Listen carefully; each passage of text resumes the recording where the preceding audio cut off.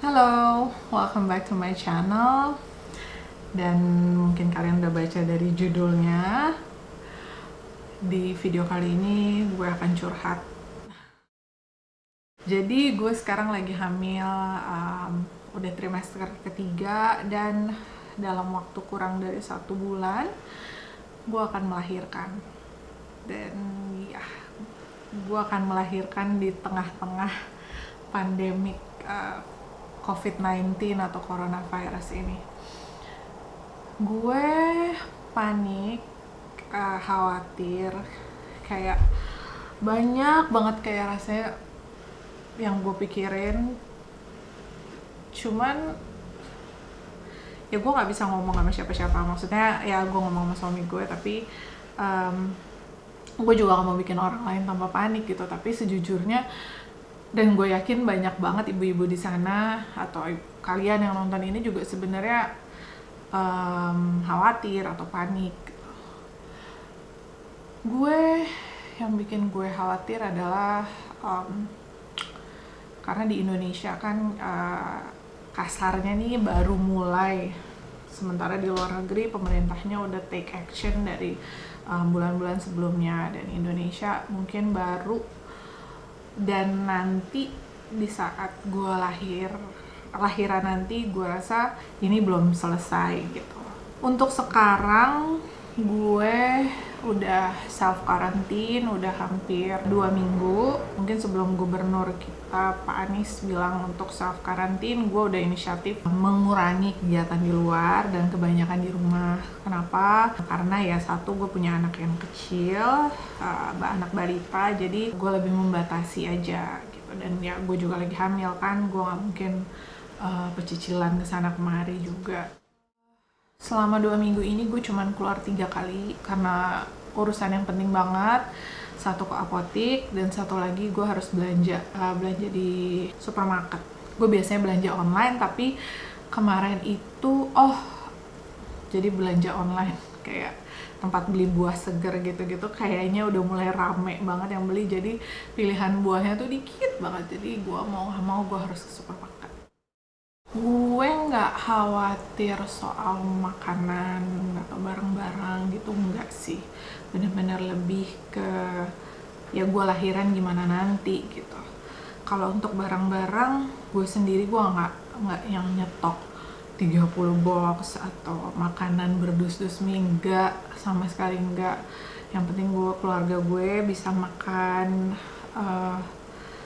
1 minggu, dan 1 minggunya lagi kurang lebih 2 minggu lah, itu aja yang gue stok. Tapi biasanya kebanyakan cuman kayak makanan kaleng atau ada makanan instan yang atau frozen food yang emang tahan lama.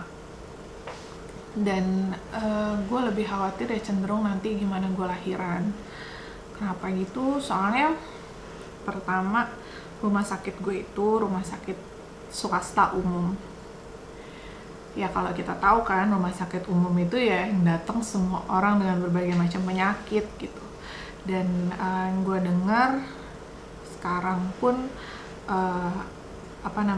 rumah sakit ini jadi rumah sakit rujukan. Walaupun gue dengar lagi kabar kalau mereka punya cabang lain yang dikhususkan untuk menderita COVID-19 ini. Ya tetap aja kan, maksudnya kalau kita tahu kadang-kadang ada yang tidak menunjukkan simptom sama sekali gitu. Jadi gue nggak tahu apakah gue positif atau negatif gitu. Kalau gue pengen tes, rasanya gue pengen banget ngetes buat tahu diri gue kayak gimana. Cuma kan yang namanya tes itu untuk diprioritaskan untuk yang memang udah memiliki gejala gitu, atau mereka punya kriteria khusus lah. Banyak juga sahabat gue dan beberapa teman gue yang sama-sama lagi hamil menyarankan gue untuk pindah ke rumah sakit khusus ibu dan anak. Alasannya karena rumah sakit tersebut kan pasiennya memang khusus ibu dan anak, jadi lebih mempersempit kemungkinan untuk ketularan gitu. Cuma eh, nggak semudah itu buat gue pindah, apalagi pindahnya tuh last minute, benar-benar dalam kurang dari 1 bulan gue mau lahiran gitu. Itu kayaknya nggak mungkin, karena gue satu, objek gue itu full time di rumah sakit gue yang sekarang, dia nggak praktek di tempat lain. Dan kedua, dia udah tahu kondisi medis gue, jadi gue punya kondisi khusus dimana agak susah rasanya kalau misalkan gue harus pindah ke dokter lain gitu. Jadi dia dokter yang menangani gue dari kehamilan pertama gue. Kalau untuk bayi, puji Tuhan bayi gue sehat, aktif, pertumbuhannya terakhir kontrol baik. Gue rasa kalau Tuhan emang kasih gue karunia dengan gue hamil dan janin gue sehat, dia pasti akan buka jalan kok untuk nanti gue lahiran, nanti gue membesarkan anak gue seperti apa. Nah, untuk saat ini kemarin gue denger kalau kita harus mengurangi frekuensi ke dokter. Jadi kalau bisa benar-benar emergency aja kalau kita ke dokter. Dan gue terima semacam broadcast kalau ke dokter kandungan itu khusus untuk masalah yang penting-penting aja. Nah, di usia kandungan gue sekarang harusnya itu gue pergi ke dokter 2 minggu sekali. Tapi begitu gue terima forwardan kayak gitu, gue kontak obstin gue, dokter gue, dan gue tanya sama dia sebaiknya gimana. Dia sarankan gue untuk nggak datang dulu ke rumah sakit, jadi gue skip kontrol mingguan ini. Gue datang 2 minggu lagi, berarti gue dari kontrol terakhir sampai kontrol gue selanjutnya itu jaraknya 1 bulan. Gue sih nggak masalah, soalnya gue ngerasa keadaan badan gue sehat, syukur.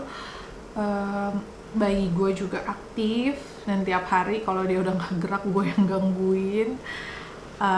Jadi ya untuk nunggu 2 minggu lagi itu sebenarnya nggak masalah buat gue, justru mengurangi gue terpapar COVID-19 ini kan, coronavirus ini, dengan gue ke rumah sakit. Gue juga cari-cari tahu di rumah sakit gue itu seperti apa.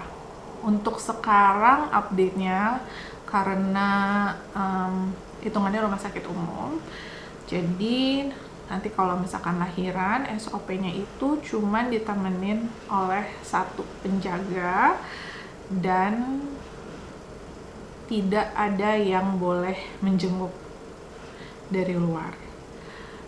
Ini cukup bikin gue tenang sejujurnya. Gue nggak sedih di saat gue lahiran terus nggak ada yang jenguk, gue nggak sedih sama sekali. Justru gue sama suami gue punya pemikiran kalau nanti udah saatnya untuk lahiran, kita nggak mau bilang siapa-siapa supaya nggak ada yang datang.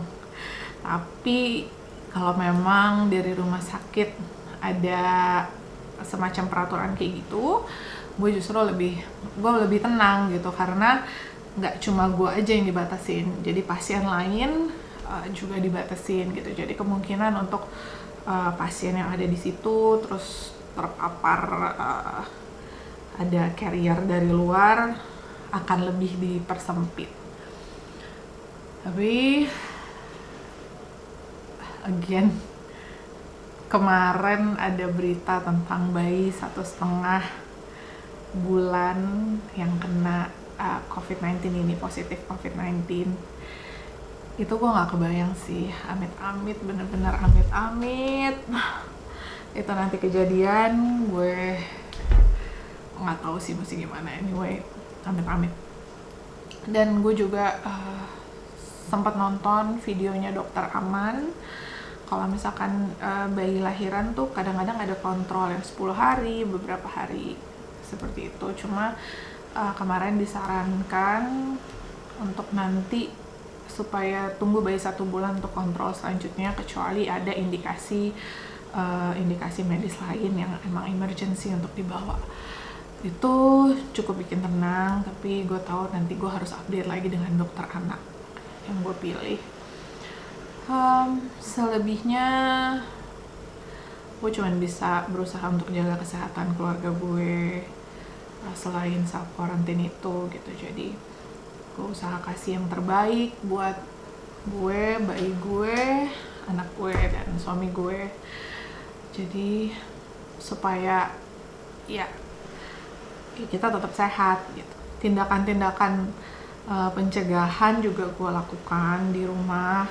Misalnya kayak kalau kita baru keluar rumah, kan kita balik, atau even kita cuman ke kantor aja, itu harus ganti baju, harus mandi, keramas.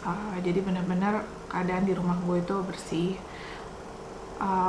Tempat-tempat yang sering disentuh, pintu, gagang pintu, atau buat lampu, gadget, permukaan meja dan sebagainya itu dikasih disinfektan. Selain itu juga barang-barang yang kayaknya kurang efektif untuk dikasih disinfektan cair itu kalau lagi ada matahari gue jemur. Jadi tindakan-tindakan preventif seperti itu yang bisa gue lakukan. Tapi apakah ini udah maksimal atau udah oke, gue nggak tahu. Sekali lagi gue nggak tahu. Gue cuma bisa usaha dan berdoa semoga keluarga gue, keluarga kecil gue selalu bisa dilindungin. Dan nggak cuma keluarga kecil gue aja, tapi ya semua di sekitar gue, keluarga gue, lingkungan gue, even di Jakarta gitu. Semoga makin banyak orang yang sadar dan untuk menekan angka naiknya jumlah orang yang positif ini bisa self karantin. Jadi kita semua benar-benar saling bahu-membahu untuk supaya pandemik ini bisa cepat berakhir. Dan karena ini masalah satu dunia, jadi kayaknya udah bukan tanggung jawab kita sebagai warga negara aja, jadi udah tanggung jawab kita sebagai umat manusia gitu, untuk saling peduli dan bertanggung jawab. Mungkin itu aja sih curhat dari gue. Gue harap kalian gak bosan ngedengerinnya. Kalau misalkan kalian juga punya pemikiran sesuatu, bisa tulis di komen, atau jadi kita bisa ngobrol bareng. Okay, so that's it for today. See you on the next video. 'Cause this shit is real.